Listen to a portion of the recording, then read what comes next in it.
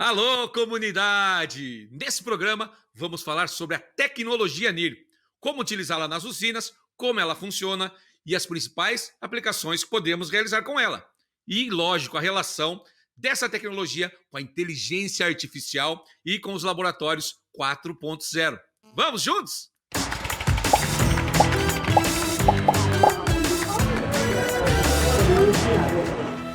E bom dia, boa tarde e boa noite. Eu sou o Éder Silvestrini e esse é mais um programa articulando o nosso programa de número 10. É um número que vale a pena comemorarmos muito. Que sejam os 10 primeiros de muitos tantos outros programas. E isso só é possível graças a você, que fomenta o nosso ecossistema de inovação e alimenta as ideias da nossa comunidade. Palmas para nós! E para esse super programa, não poderíamos deixar de trazer um cara de peso para vestir a camisa 10 de Pelé, de Ademir da Guia, de Rivelino, de Raí, de Zico e de Maradona.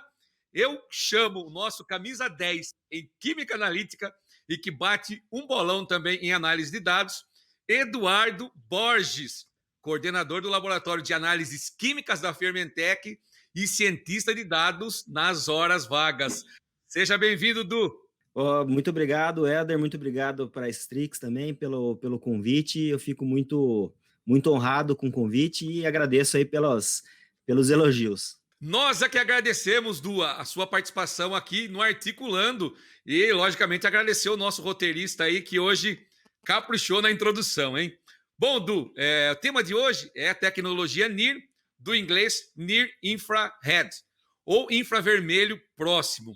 E eu já começo aí te perguntando, né, o que é o NIR, como a gente pode utilizar ele nas usinas, é uma tecnologia nova, antiga, já existe, está voltando com força, enfim. Seria que você falasse para os nossos ouvintes e detalhasse um pouquinho mais essa questão do infravermelho, Du. Bom, Éder, então vamos começar pelo que é o NIR. O NIR é uma técnica espectroscópica, ou seja, ela é uma técnica que depende da relação da luz com a matéria, né? E a partir dessa relação da luz com a matéria, a gente obtém informações que a gente pode estar usando para fazer diversos tipos de análises. No caso específico do NIR, o NIR, né, como você disse, é o infravermelho próximo, então ele usa a região do infravermelho próximo. Você perguntou também se é uma técnica nova. Não, não é uma técnica nova. O NIR, claro, ele já existe mais de 100 anos, como ciência, como experimentação. Mas como técnica analítica, já na década lá de 60, 70, já começou a surgir equipamentos dedicados aí para análise. Teve um grande boom aí na final da década de 80, início de 90, e graças ao poder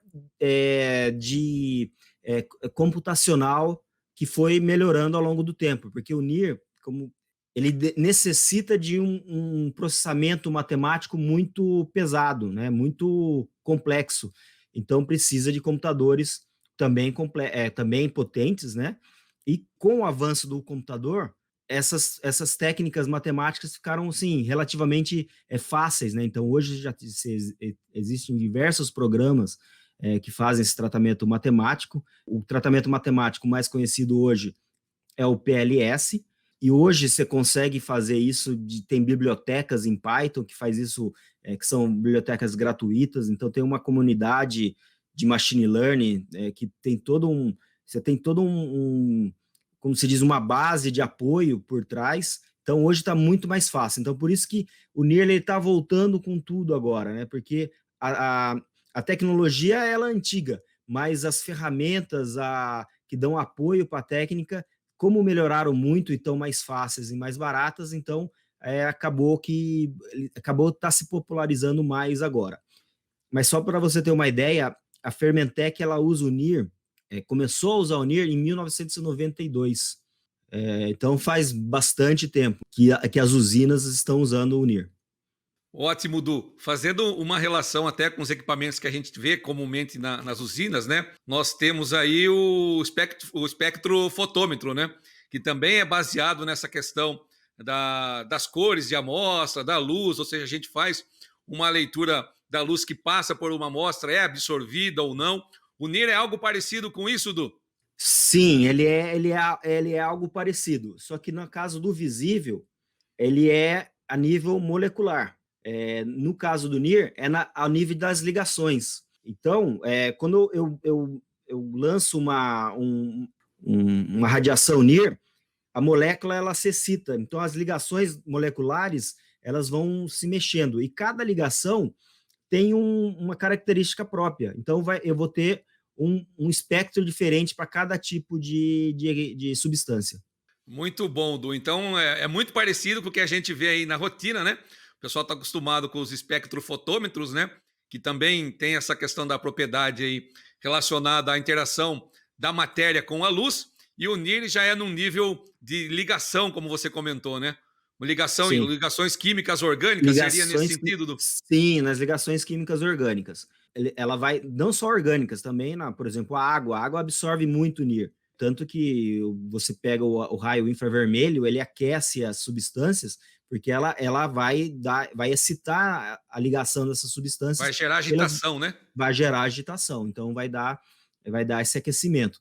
Então é nesse sentido que o NIR ele vai trabalhar. E como cada substância, né, tem as suas ligações próprias, as suas distâncias, a forma como vai vibrar. Então, cada isso, você vai gerar bandas de absorção ou de reflexão. No caso lá do espectrofotômetro que a gente tem no laboratório, no visível, ele trabalha por absorção. O NIR pode trabalhar por absorção também, mas quando a amostra é muito opaca, ele trabalha também pode trabalhar por reflexão, medindo a reflectância. Ou seja, o quanto Então, de luz foi refletido, né, Du? sim, isso mesmo. Então, eu incido uma luz na minha amostra e o que volta, eu vejo o que voltou. Né? E na absorbância, não, eu incido uma luz e eu vejo o que passou. Né? É como, só fazendo uma analogia, nos insufilmes tem lá a transmitância, né? E é isso daí. A transmitância ela é o oposto da absorbância, né? Então, quanto mais transmite, menos absorve. Então, a gente tem lá no insufilme, tem lá a taxa de transmitância. Então, é mais ou menos isso aí, é quanto que eu deixo passar a luz. Quanto menos luz eu deixo passar, maior é a minha absorbância.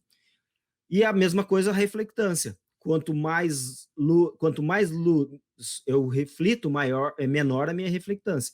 Quanto mais luz a minha substância absorve e menos luz ela reflete, maior vai ser a reflectância. Muito bom, Du. Ficou bem claro aqui essa questão. A gente trabalha com os espectros aí no visível e a gente tem o NIR que trabalha numa outra faixa, que é o infravermelho próximo aí, como você comentou, né? Já trouxe para a gente aí que não é uma técnica nova, que a Fermentec já usa há um bom tempo e que ela está voltando com tudo aí, com essa questão aí dos processamentos de dados, computadores melhores, né? Enfim, tem toda essa questão aí. E entrando especificamente para tentar diferenciar um pouco ela das técnicas convencionais, qual que é a diferença para os métodos analíticos geralmente empregados? Ou seja, o que o NIR tem de diferente para as metodologias convencionais? É que, assim, o NIR, ele não é uma técnica direta. Vamos supor uma titulação. Titulação é uma técnica primária, então você vai titular e você vai ter o seu resultado e a partir do seu resultado você calcula. Um cromatógrafo eu faço uma curva de calibração, fiz essa curva e analisa a minha amostra e calcula a concentração da minha amostra baseado na minha curva. Mesma coisa para os métodos lá no espectrofotômetro do visível. O NIR já não dá para fazer isso, porque o espectro ele é bastante complexo. Então, o que eu faço? Eu analiso várias amostras e uso resultados das análises de referência. Por exemplo, se eu quiser analisar no meu melaço glicose, frutose e sacarose, eu analiso vários melaços no NIR e também no cromatógrafo. E aí eu calibro o meu NIR, construo um modelo matemático baseado nos resultados de referência do cromatógrafo. Mesma coisa, se eu quiser fazer pol de xarope pelo NIR, eu analiso no NIR e analiso pelo sacarímetro e calibro o meu modelo do NIR baseado na POL do meu sacarímetro. Então, não é uma técnica direta. E essa é basicamente a principal diferença do NIR. Ou seja, o NIRDO ele depende das técnicas convencionais para E que a gente aí, consiga obter resultados, né? e aí que está o pulo do gato. Não adianta eu ter um NIR de última geração se o meu laboratório não é um laboratório capacitado. Se eu não tenho analistas treinados, equipamentos calibrados e aptos para estar trabalhando, se eu não tenho uma boa infraestrutura, se eu não tenho reagentes de qualidade, então não adianta nada. O NIR ele não vai fazer milagre. O NIR ele vai reproduzir o que eu fiz no meu laboratório. Então, meu laboratório tem que ser bom. É aquele negócio, se entrar dados ruins, vai sair dados ruins. Então é a mesma coisa. Então eu tenho que ter um laboratório capacitado. Ah, mas é só para calibrar o NIR? Não, eu tenho que ter um laboratório capacitado para calibrar o NIR e depois para eu fazer a manutenção desse meu modelo matemático, porque as amostras elas vão mudando com os anos. Por exemplo, antigamente a gente tinha cana queimada, hoje já não se tem mais ou se tem muito pouco. Esse ano é um ano que veio de um ano, o ano passado teve pouca chuva no final,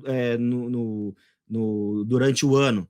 Então já é uma cana diferente. Então tudo isso eu tenho que ir mostrando para o meu NIR, tenho que ir enriquecendo o meu modelo matemático. Então por isso que eu tenho que ter essa manutenção da curva periodicamente. Uma safra mais açucareira, né? Às vezes muda condições de fábrica de açúcar, do processo, da fermentação, tudo isso impacta no resultado e a gente, pelo que eu entendi, rotineiramente tem que estar trabalhando com essa questão das curvas do NIR, né, Edu? Tem que estar verificando essa curva periodicamente. Só um exemplo, para quem faz análise de cana no NIR, todo turno tem que verificar a curva, fazer 10 amostras para ver se a minha calibração ela é boa para aquela amostra que eu estou analisando, né? Para aquele dia. Porque às vezes eu calibrei o NIR com, vamos supor, o ano passado teve pouca chuva. Calibrei meu NIR com cana que veio com pouca impureza mineral, pouca impureza vegetal. Agora, esse ano, vamos supor que começa a chover bastante. Vai vir uma cana com mais impureza mineral e mais impureza vegetal.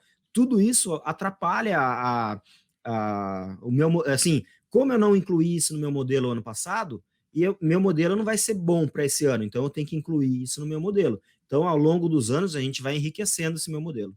Muito bom. Então, o sucesso do NIR aí depende da qualidade do laboratório, das análises convencionais, dessas verificações que você comentou. E lá no início, você falou para a gente aí a questão dos espectros, né? Ou seja, o NIR ele vai gerar lá um espectro e tal e tudo mais. Do ponto de vista tecnológico e avançando um pouco mais essa questão dos espectros, como esse equipamento funciona? Ou seja, a gente faz análise no método convencional, vai lá e lê essa amostra no equipamento. Como ele funciona essa organização de banco de dados? Você falou de modelos matemáticos. Como isso funciona aí de forma mais resumida para o pessoal da nossa comunidade? O NIR, a calibração do NIR, né, para criar esse modelo matemático, hoje em dia a gente chama esse de machine learning. Então, o que eu tenho que fazer? Eu tenho que ter os meus espectros, né? Eu vou fazer os espectros e vou pegar e criar esse banco de dados com as análises de referência. Então, eu vou ter, para essa amostra, eu tive esse resultado, para essa, eu tive esse outro resultado. E vou criando um banco de dados, geralmente, em torno, assim, não tem um número, eu falo assim, tem que ter 50 análises, tem que ter 100 análises, tem que ter 1000 análises. Não tem. A gente tem que criar esse banco de dados até que o nosso resultado ele seja confiável.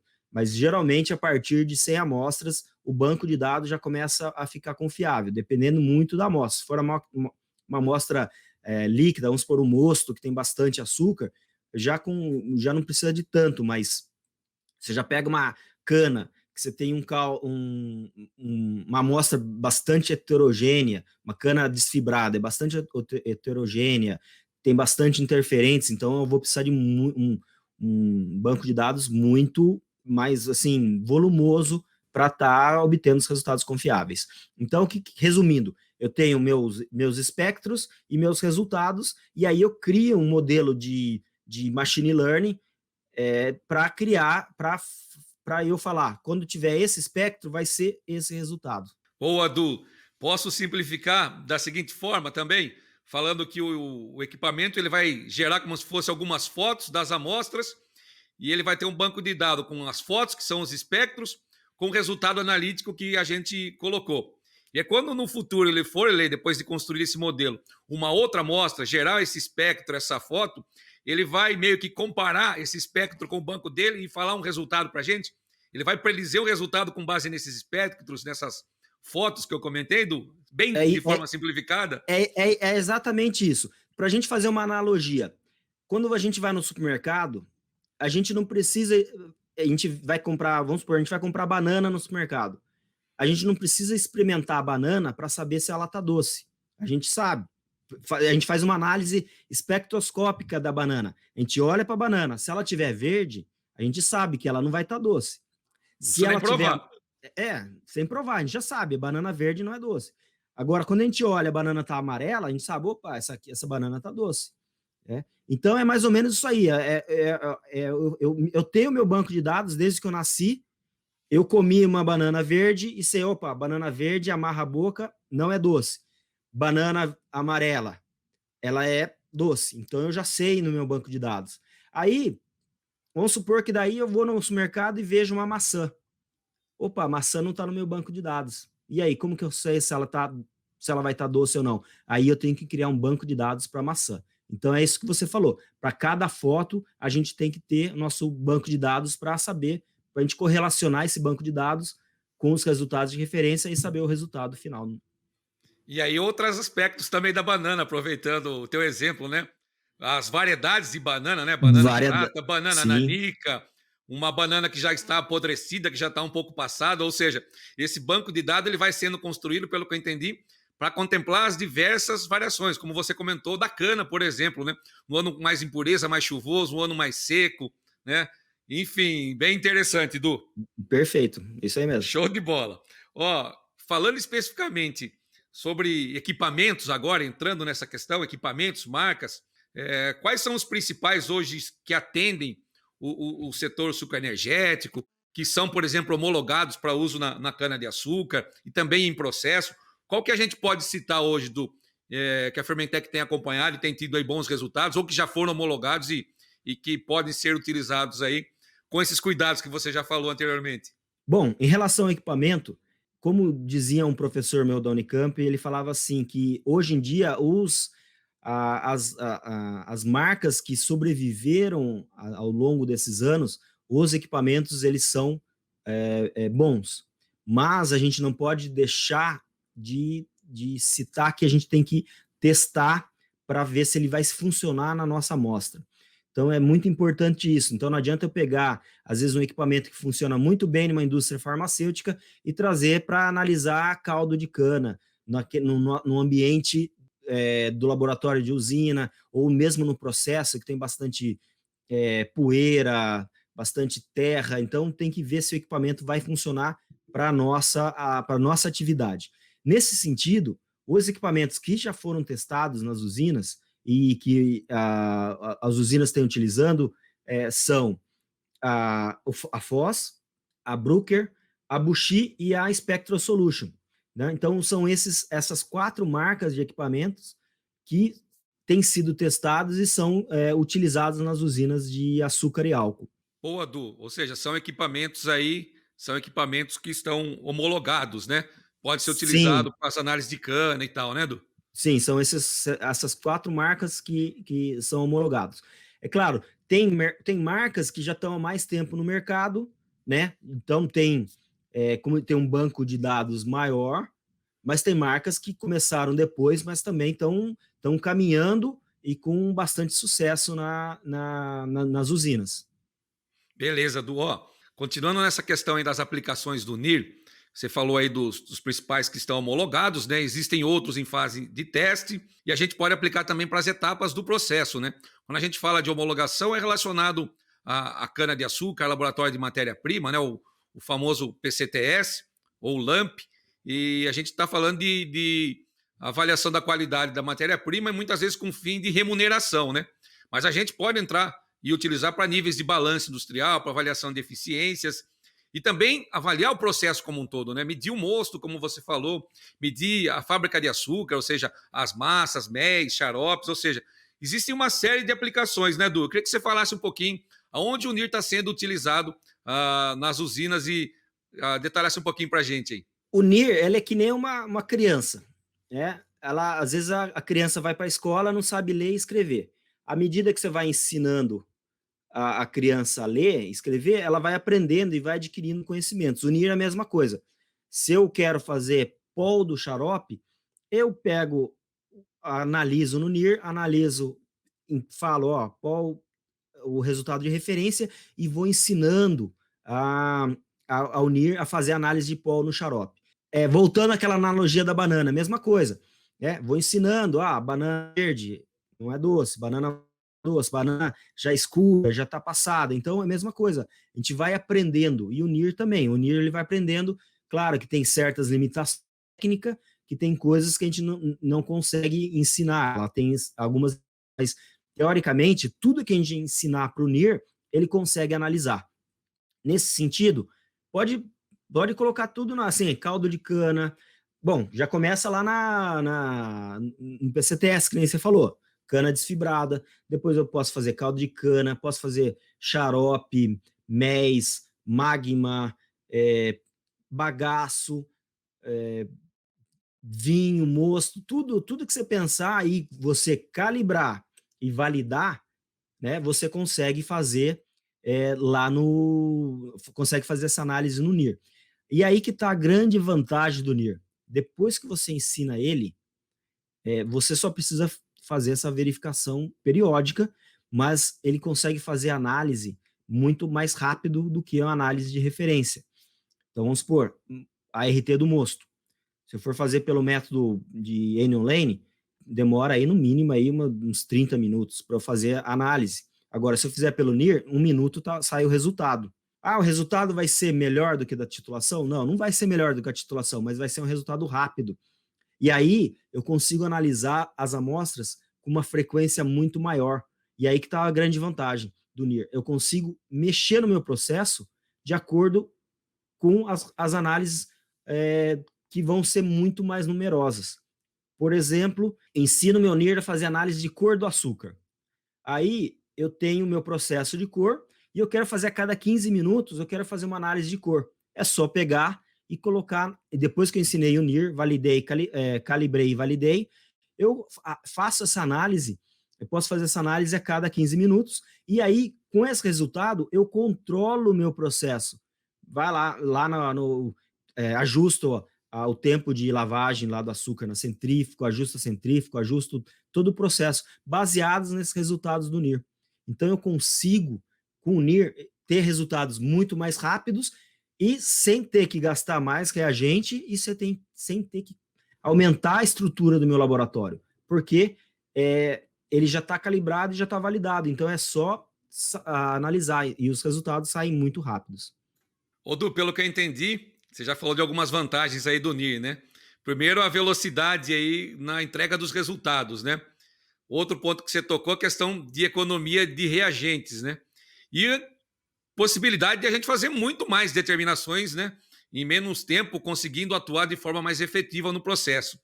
Só abordando e detalhando um pouquinho mais esse ponto, nós temos os equipamentos de laboratório e temos também equipamentos de campo, né? Ou seja, existem já unidades que estão, por exemplo, medindo a extração de forma online, com NIR no bagaço, medindo fábrica de açúcar, fermentação. Como está essa questão do NIR lá no processo, né? Sim, existem já o NIR de processo, principalmente nas moendas, porque daí você já consegue fazer a extração em tempo real, né? Eu posso ver como fazer essa análise, esse diagnóstico da minha moenda em tempo real. Mas vale lembrar, Éder, não adianta nada eu ter resultados em tempos reais se eu não vou tomar uma decisão. Então não adianta eu ter o NIR, né, para fazer a análise da extração, vamos supor, a cada 15 minutos, se eu vou tomar uma decisão só no dia seguinte, daí não vale a pena. Eu tenho que tomar minha decisão a cada 15 minutos também. Então, aí que está a grande vantagem, né? Então, eu consigo analisar o meu processo em tempo real para que eu consiga tomar decisões em tempo real. Então, com isso, acaba se pagando o equipamento. Então, imagine aumentando a extração em 0,5%, né, quanto de benefício não vai trazer para a usina, né? Inclusive benefício financeiro. Então, acaba se pagando o equipamento. Então, aí que está a grande vantagem. Não é diminuindo as análises de referência, né? Mas é aumentando minha capacidade de fazer análise que eu vou conseguir extrair o máximo de benefício do NIR. Ou seja, é com aumento de eficiência, com redução de perdas que a gente vai efetivamente, além das outras vantagens, mas o grosso é efetivamente esse melhor desempenho do nosso processo, né, Edu? Sim, sim. E vale a pena destacar que assim, tem unidades que querem ter o NIR para ter menos analista. Não é a mentalidade correta, porque assim, você vai economizar lá nos analistas, mas você vai ter lembra, laboratório, você tem que ter um laboratório de referência bom, né? Agora tem outras unidades que projetam a aquisição do NIR para ganhar em eficiência, para ganhar em desempenho, para melhorar a qualidade do produto. Então, você vê claramente que nessas unidades, o NIR, ele funciona, assim, em pouco tempo ele já está funcionando, já trazendo benefícios. Nas outras unidades que pensam em redução de custos, né, principalmente custo de mão de obra, você vê que o NIR, assim, é aquela coisa de cima para baixo. Como a mentalidade ela dessa forma, então as coisas demoram para acontecer, né? Então é mais, digo assim, a tecnologia ela capenga mais para começar a obter resultados. Mas quem extrai o NIR, usa o NIR para obter aumento de eficiência, você vê que em pouco tempo já está obtendo os resultados e tem unidade que comprou passou 6 meses, já comprou outro, passou mais 6 meses, já comprou outro. Então tem unidade que tem já 3 NIRs que estão funcionando e trazendo benefício. Então, a técnica, ela se paga, ela se paga muito mais fácil na aumento de eficiência e aumento de qualidade do produto do que de outra forma. Eu entendo que esse é um investimento nobre nessa forma que você colocou, né, Edu? Sim, Ou seja, vamos investir para galgar a eficiência, galgar a evolução do processo, atuação mais rápida, né, a redução de perdas, otimizar o processo. Payback é muito mais rápido, concordo contigo, Edu. Muito mais rápido. Viu, nós brincamos no começo, mas o pessoal já viu aí, né? O Du é expert nessa questão aí de dados, de NIR, e a gente vai falar um pouquinho mais de machine learning, que ele já citou, enfim, o Du é a camisa 10 aí. E nesse sentido, a gente falou também alguma coisa de laboratório do futuro, do NIR indo lá para o processo e tudo mais. E queria bater um papo contigo, Du, dessa questão do laboratório do futuro, laboratório 4.0. Qual que é a relação que você vê entre o NIR, a inteligência artificial, isso aí chegando nos laboratórios da usina, transformando esses laboratórios também em laboratórios aí da Revolução 4.0? Eu não vejo uma usina 4.0 sem o NIR, porque as nossas amostras, vamos pegar aí o mosto. Um exemplo, o mosto, para eu ter aí uma indústria 4.0, eu tenho que ter bastante dados no meu processo, né? Bastante sensores, né? Quando é pressão, temperatura, até Brix, né? Hoje em dia tem o medidor de Brix online, aí tudo bem. Mas quando a gente quer saber a RT, então eu tenho que levar minha amostra para o laboratório. Agora, se eu calibrar meu NIR, eu consigo fazer o RT online. Então, não tem usina 4.0, eu não consigo pensar numa usina 4.0 efetiva mesmo, sem o NIR. Agora, em relação ao laboratório do futuro, né? O laboratório do futuro, a gente imagina, lá na Fermentec, não é assim um laboratório onde você vai ter só as análises automatizadas, onde você vai ter HPLC, NIR, equipamentos robóticos fazendo as análises. Né? Isso, claro, isso faz parte da automação, isso faz parte do futuro, mas não é só isso. O laboratório do futuro, ele começa, primeiro, otimizando as análises. Se eu faço uma análise e eu não uso aquele resultado, aquilo lá é um desperdício. né? É um desperdício de tempo, é um desperdício de dinheiro da usina. Então, às vezes o pessoal acha que não, só porque o laboratório é da usina e eu vou fazer o meu Brix, vou fazer minha POL, eles acham que a análise sai de graça. Não, a análise tem um custo. Eu tenho um custo laboratório, tenho um custo de reagente, tenho um custo de mão de obra, tenho um custo para administrativo, então tem uma série de custos.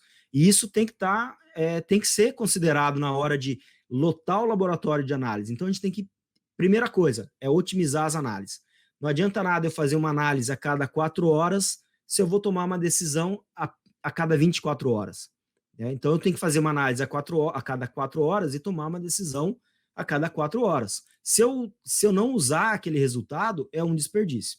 Então, primeira coisa é isso, otimizar as análises. Fazer só as análises que vão gerar valor para o processo. Então, se eu fizer uma análise, como a gente foi uma vez numa usina, que fazia uma análise de AR do caldo primário uma vez por dia, análise pontual. E aí a gente perguntava, para que você está usando esses resultados? Ninguém sabia responder, ou seja, era um dinheiro jogado fora durante anos e anos e anos. Então, primeira tem que otimizar, só fazer análises que vão gerar valor para o processo. A segunda coisa, que nem eu falei, aí depois entra aí a automação, né? Então eu tenho que a automação e não só a automação dos equipamentos, né? Então eu posso ter um titulador automático para facilitar a vida lá do analista, porque enquanto ele o titulador está fazendo aí às vezes uma acidez automaticamente, ele pode estar cuidando de alguma outra coisa. Então tem essa questão. Então, os equipamentos automáticos são muito bem-vindos. E não só dos equipamentos, eu tenho que automatizar também a aquisição de dados do meu laboratório. Então, de nada adianta eu ter um equipamento automático, um NIR, por exemplo, peguei, fiz análise em 1 minuto. Aí eu vou pegar e vou anotar meu resultado num papelzinho ou naquelas planilhas, anoto e deixo lá. E só no final do turno que eu vou digitar o meu resultado no computador. Então, para que eu fiz análise no NIR? Por que eu precisei de um resultado que saiu em 1 minuto se eu só vou reportar esse resultado para a usina daqui 8 horas ou daqui 12, 24 horas, no final do dia, só na hora de fechar o boletim? Então, não adianta. Então, tem que ter essa questão de automatizar. Hoje em dia tem vários programas, né, que fazem isso. No PCTS, né, logo na entrada da usina, no laboratório de PCTS, tem os aquisitores automáticos de resultado. Por que não tem? Por que não pode ter no industrial também? Então tem que ter isso daí. E ainda, em relação a essa aquisição de dados automáticas, é a democratização dos dados. Também não adianta nada eu fazer análise, ter um coletor que pega os resultados, joga lá no sistema computacional, né, no Cigin, Giatec, o que for, né, joga no sistema computacional, mas o pessoal da usina não tem acesso aos dados.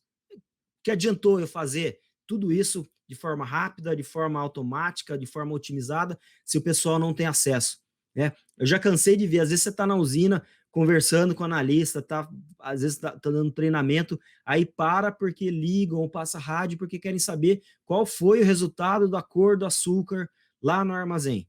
Aí tem que o analista tem que parar de fazer análise ou fazer a sua tarefa para ir no computador, né, digitar e passar o resultado. Então, isso faz parte também da usina 4.0, a democratização dos dados. Então, se esse operador tivesse acesso a esse dado, que seja um painel com um dashboard, um terminal do computador, ele já poderia pegar esse resultado e já tomar uma ação. Agora ele teve que esperar 5 minutos para ligar para o analista responder tudo, para ele poder tomar aí uma ação. Então, recapitulando, né? Então, as bases do laboratório do futuro: a otimização das análises, a automação dessas análises, ou seja, então, sim, ter os equipamentos que vão facilitar o trabalho dos analistas, né? A amostragem, né? A amostragem ela tem que ser, eu tenho que ter uma boa amostragem, amostradores eficientes que vão amostrar de forma ponderal e conservar essa minha amostra. Tem algumas unidades que tem núcleos de amostragem, então o analista não tem que ficar andando, passeando pela usina, ele já vai em certos núcleos e já pega várias amostras de uma vez só, e ainda tem usinas que trazem a amostra para o laboratório. E é claro que, nesse sentido, a gente tem que ter muito cuidado aí na questão de asepsia das linhas. E, por quarto, essa questão que também envolve aí a automação, né, que é a pegar os resultados gerados no laboratório e jogar automaticamente para o meu sistema e a democratização desses dados. Então, para que todo mundo da usina, né, tenha acesso aos dados e possa tomar as melhores decisões para conduzir o processo com máxima eficiência, mínimo de desperdício e máxima qualidade do nosso produto. O Du trouxe para você aí, ouvinte, os principais requisitos, né, para essa questão do laboratório 4.0, falou dos requisitos lá para o NIR, da escolha das metodologias, sem interferências, ou as metodologias com menores desvios para a calibração do NIR, trouxe aí as 4 bases aí do laboratório 4.0, falando aí dessa questão da amostragem contínua, falou da otimização, integração de dados, democratização desses dados. Nós estamos aqui também do democratizando o conhecimento para o pessoal da comunidade Strix. E também, Du, já aproveitar para a gente fechar a última perguntinha, como fica essa questão do machine learning, da tratativa de dados, da inteligência artificial, ou seja, a gente vai ter dados com mais qualidade sendo gerados, produzidos, tomando todos esses cuidados que você trouxe para a gente, mas como fica, como a gente pode utilizar essa inteligência das máquinas aí a nosso favor para otimizar o processo? Bem, Éder, aquilo assim, machine learning, inteligência artificial precisa de dados, bastante dados. Quanto mais dados de qualidade, não é só ter bastante dados, tem que ter dados de qualidade. Então, quanto mais dados de qualidade, melhor vai ser essa inteligência artificial, né? Então, como que eu posso estar usando na usina? Na detecção de anomalias, no controle estatístico do processo de uma forma geral, não só univariado, né? Analisando cada ponto de uma vez, mas analisando o processo como um todo. Isso o machine learning pode estar entrando, e o NIR pode contribuir muito para isso. Então, o que mais? Na tomada de decisão, né? Então, o machine learning, a inteligência artificial, ela vai ajudar muito nessa tomada de decisão, e nisso o NIR vai ajudar bastante, né? Que nem eu falei, quanto mais dados e mais dados de qualidade, melhor vai ser assim o meu subsídio para eu estar aumentando minha eficiência, diminuindo meus desperdícios e aumentando a qualidade. E é claro, eu vou ter um processo assim com uma melhor previsibilidade. E nisso a Fermentec, né, ela tem uma ferramenta para isso, que se chama Gaoa, onde ela faz uma análise do processo e ainda também gera alguns relatórios de forma automática para auxiliar o cliente da melhor forma possível. Então, o cliente ele sempre vai ter aí esse subsídio para uma tomada de decisão. Ou seja, Du, eu vou conseguir prever comportamentos, anomalias, momentos onde eu tive, já pelo meu histórico, alguma queda de eficiência, eu posso me antecipar a esses comportamentos, avaliando essas equações, esses modelos matemáticos, e alterar o meu processo para que eu não tenha essa repetição do problema, né? É isso mesmo, Éder. É o que o pessoal fala. A gente tem, hoje em dia, muitas usinas trabalham com o feedback, ou seja, ela viu o que aconteceu, né? E então ela vê o que aconteceu ontem e toma uma decisão hoje. Agora tem muitas indústrias que trabalham com feed forward. Eu vejo minha matéria-prima, analiso ela e já sei que tipo de problema eu vou ter no futuro e já corrijo, já ajusto o meu processo para aquele tipo de input, daquele tipo de matéria-prima que está entrando. Né? Então, é o feed forward, que é diferente do feedback. Então, só uma analogia. Imagine você guiar um carro, né, olhando só para o retrovisor. esse seria o feedback. Então, eu ajusto minha usina hoje baseado nos dados que eu tive ontem. Agora é diferente. Imagine você guiar como a gente guia um carro olhando para frente, né? Então eu vejo se vai ter uma curva, eu já viro. Eu não espero a curva passar para tomar uma decisão e virar. Então esse seria essa previsibilidade, esse feed forward, que é muito importante, né? Que a gente consegue obter aí com a inteligência artificial e o machine learning. Então essa previsibilidade. Então eu consigo, baseados nos dados que eu tenho agora, eu sei o que eu vou ter no futuro e eu consigo já ajustar meu processo agora para me precaver lá no futuro. É isso aí. Ou seja, eu deixo de tratar a doença que está ali instalada, que eu deixei ela acontecer e se formar, e passo a agir preventivamente, né, com vitaminas, pensando no nosso corpo, alimentação adequada para evitar que eu adoeça. É algo nesse sentido, né? É nesse sentido. Muito bom. Ó, Du, já agradecer você, né, agradecer a participação. Tenho certeza que o pessoal da nossa comunidade gostou muito do conteúdo. Tenho certeza que estão sabendo tudo sobre a tecnologia NIR. E, Du, programa campeão, cara. Foi muito bom. Representou muito bem a camisa 10, viu, Du? Muito obrigado. Mais uma vez agradeço o convite e sempre que precisar, estamos aí para participar. Agradeço a todos da comunidade e em especial a você, Edinho, aí por esse bate-papo aí que foi bastante gratificante. Muito bom, Du. Tamo juntão, ó. E se você ficou com alguma dúvida, deixa ela aqui nos nossos comentários ou entre em contato conosco. E que venham mais 10, mais 100, mais 1000 programas articulando. Até a próxima, pessoal!